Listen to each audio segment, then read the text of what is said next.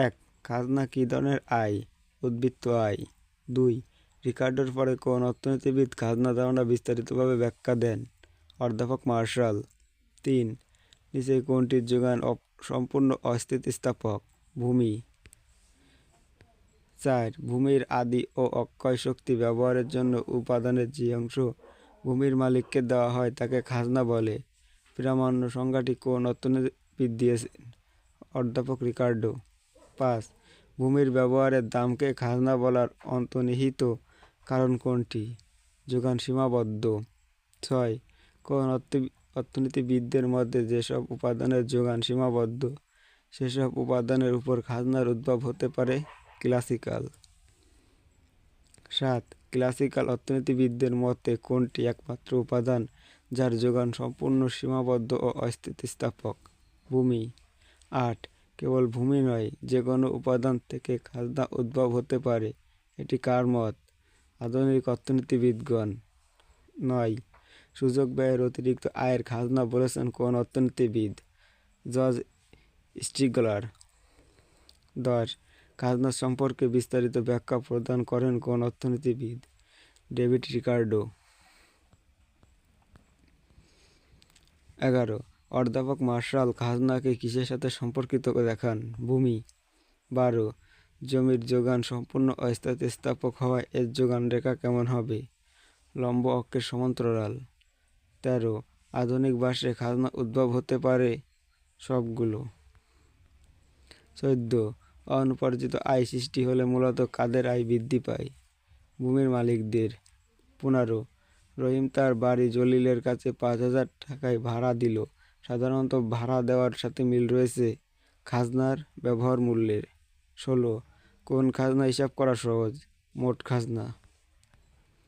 17, কোন খাজনা হিসাব করার সময় জটিলতা থাকতে পারে? অর্থনৈতিক খাজনা। 18, নিম খাজনা বের করার সূত্র হলো মোট আয় মাইনাস মোট পরিবর্তনীয় ব্যয়, গড় আয় মাইনাস গড় পরিবর্তন ব্যয়। 19, যন্ত্রপাতির যোগানের সীমাবদ্ধতা কীরূপ? ক্ষণস্থায়ী। 20, কোনটির যোগান স্বল্পকালে ও দীর্ঘকাল উভয় সময়ের সম্পূর্ণ অস্থিতিস্থাপক? ভূমি। 21, নিম খাজনা কোন ধরনের ধারণা? অপূর্ণাঙ্গ। 22, নিম খাজনার ধারণাটি কোন ধারণার সাথে সামঞ্জস্যপূর্ণ? স্বল্পকালীন। 23, সরকার কোনো কারণে খাজনা বাজেয়াপ্ত করলে উপকরণের যোগান কেমন থাকে? অপরিবর্তিত থাকে।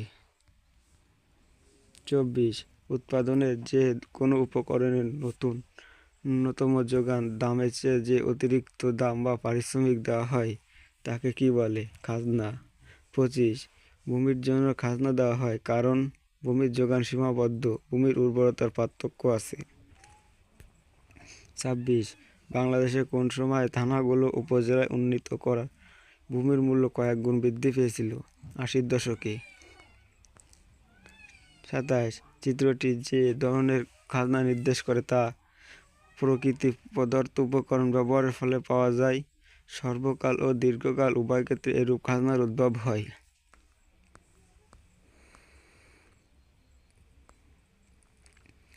28, উদ্দীপক খাজনার পরিমাণ কত হবে?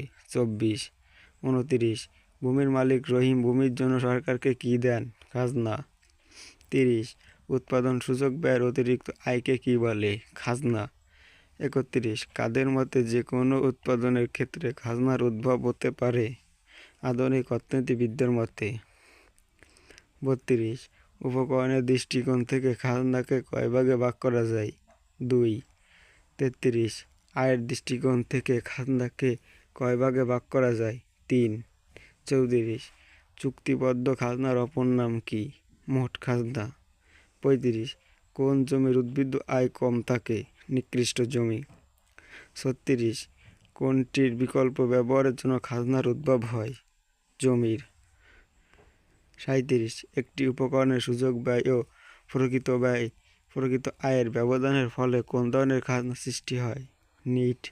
38, প্রকৃতির বদান্যতার কারণে খাজনার উদ্ভব হয়, এটি কাদের ধারণা? ফরাসি ভূমিবাদীদের।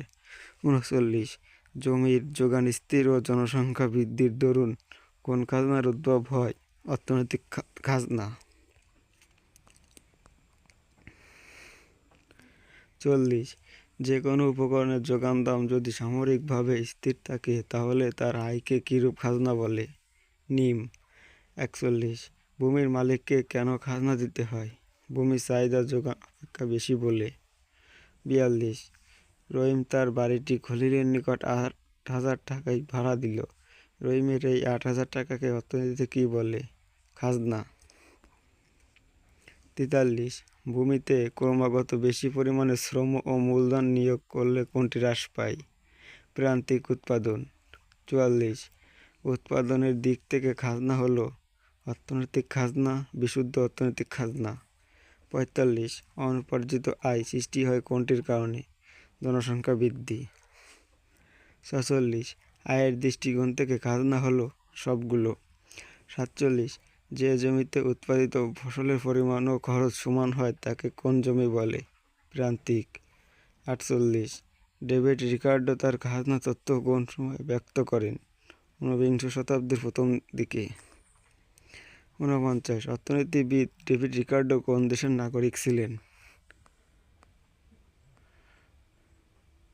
ইংল্যান্ড। 50, কার মত অনুযায়ী খাজনা দামের অন্তর্ভুক্ত নয়? রিকার্ডো। 51, চাহিদার তুলনায় জমির যোগানের স্বল্পতায় খাজনা উদ্ভবের কারণ কোন অর্থনীতিবিদ বলেছেন? David Ricardo. 52, রিকার্ডোর মতে জমিতে দ্রুত কোন বিধি কার্যকর হয়? ক্রমহ্রাসমান প্রান্তিক উৎপাদন বিধি। 53, জমির যোগান দাম নেই কেন? জমি প্রকৃতির দান। 54, রিকার্ডো জমিকে কয় ভাগে ভাগ করেছেন? 3।